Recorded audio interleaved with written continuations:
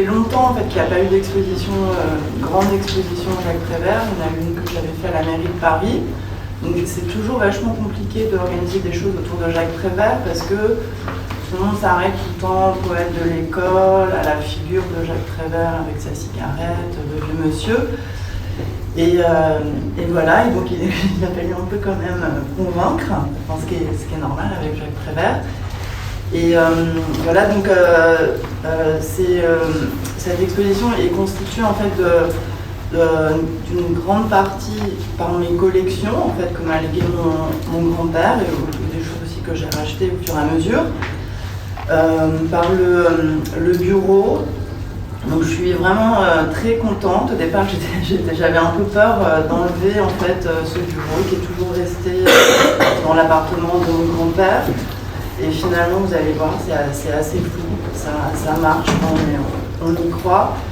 Et je voulais, avant de rentrer dans l'exposition, aussi vous dire qu'en fait, Jacques Prévert s'est installé donc, en 1955 à côté de Boris Vian, derrière, dans l'enceinte du Moulin Rouge.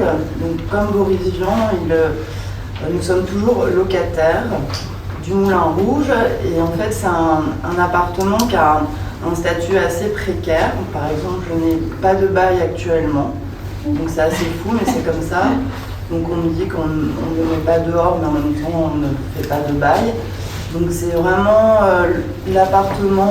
l'unique appartement parisien qu'il a habité pendant 20 ans, parce qu'avant il était nomade, il aimait bouger. Et donc j'ai créé une association chez Jacques Prévert pour, en me disant là maintenant il faut peut-être faire quelque chose et pour pouvoir vraiment pérenniser ce lieu, voilà, qui est un très très beau lieu avec une magnifique architecture de Jacques Well et avec tout son univers. Et donc les œuvres que vous allez voir dans l'exposition il était accroché dans cet appartement. Eh bien, nous sommes aujourd'hui et nous avons visité une exposition consacrée à Prévert, mais Prévert l'artiste. Dites-nous en plus et présentez-vous à nos amis. Alors moi je suis Eugénie Bachelot-Prévert, je suis la petite fille de Jacques Prévert, l'ayant droit, je gère l'œuvre de mon grand-père, je suis artiste aussi.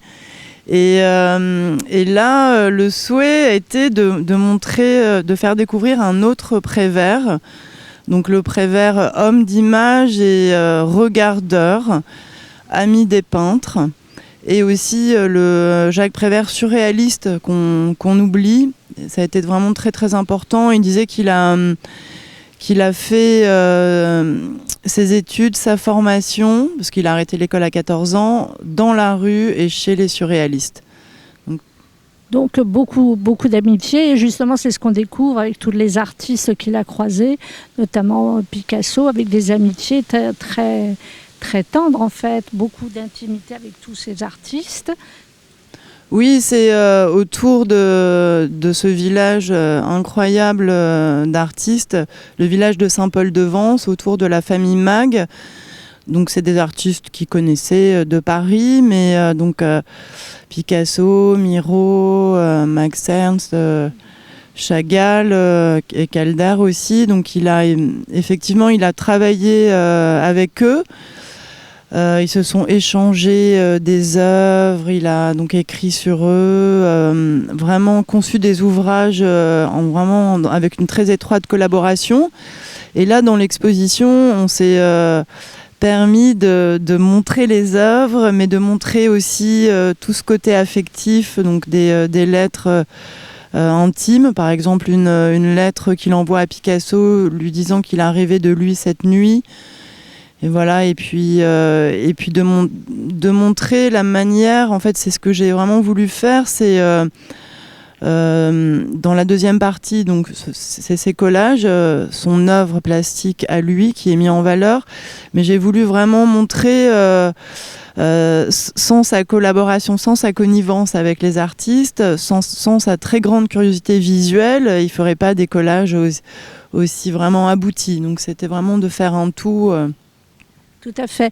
Et alors donc là, on a en fait tout tout un parcours, même si on n'est pas encore dans l'exhaustivité, puisque c'est tellement large, tellement riche, compte tenu de tout ce que vous avez encore. Il y aura encore beaucoup de choses à voir, mais là, c'est vraiment quelque chose à découvrir, parce que cette concordance entre les écrits et les créations des artistes, ses amis, c'est fabuleux. Le Calder, son pendant qui était chez lui. Oui, il y a effectivement un mobile de Calder qui était dans sa salle à manger Cité Véron, là, qui est exposé et qui est vraiment dédicacé. Jacques Prévert est gravé sur un des éléments. Et effectivement, vous avez raison, l'exposition n'est pas exhaustive parce que, en fait, il y avait un souhait de mon grand-père qui était de réunir tous ces textes qu'il a écrits pour les artistes, de l'appeler Dire d'art, de faire un ouvrage qui finalement ne s'est jamais fait. Et là, on s'est vraiment arrêté un peu entre guillemets aux artistes stars, mais il a écrit pour beaucoup de peintres, des peintres qui sont moins connus. Et si souvent on lui demandait d'accompagner une exposition, de faire le texte d'introduction sur l'exposition dans des galeries, des choses comme ça, pour plein de choses, des fois des magazines. Donc effectivement, l'exposition normalement est beaucoup plus large et avec vraiment des artistes très très divers, des artistes plus naïfs. Mais ce qui est intéressant, c'est de voir comment est-ce qu'ils s'emparent en fait des œuvres et les histoires qui se racontent autour des œuvres.